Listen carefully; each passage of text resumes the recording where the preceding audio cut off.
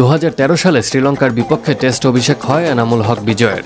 এরপর গত এক যুগে মাত্র 5টি টেস্ট খেলেছেন। 10 ইনিংসে মোট রান মাত্র 100, নেই কোনো হাফ সেঞ্চুরি। সর্বোচ্চ ইনিংস 23 রানের।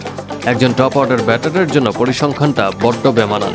অবশ্য অনেকের অভিযোগ পর্যাপ্ত সুযোগ পাননি বিজয়। যে সুযোগগুলো পেয়েছেন তার অধিকাংশ দলের আপৎকালীন সমস্যা সমাধানের নিমিত্তে।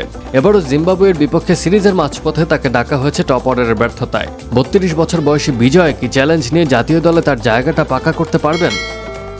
বিজয় সর্বশেষ টেস্ট দলে ছিলেন 2022 সালের জুনে উইন্ডিজ সফরে। প্রায় 8 বছর পর একটি টেস্ট খেলার সুযোগ পেয়ে ক্যারিয়ার সেরা 23 রানের ইনিংসটি খেলেছিলেন তিনি। ওই টেস্টে অবশ্য ওপেন করার সুযোগ পাননি, 4-এ খেলেছিলেন। এবার বিজয় নজর কেড়েছেন মূলত প্রিমিয়ার লিগে দারুণ ব্যাটিং করে।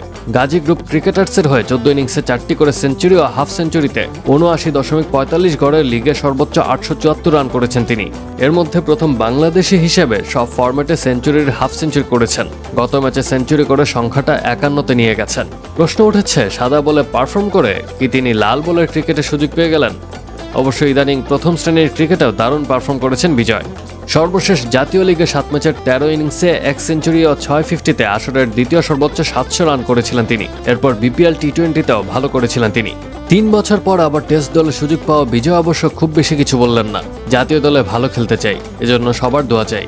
তাকে যে জন্য সিরিজের মাঝপথে দলে নেওয়া হয়েছে সে কাজটা করতে চান তিনি। দলের প্রয়োজন যেন মেটাতে পারি, দেশকে যেন জেতাতে পারি, এটাই আমার চাওয়া।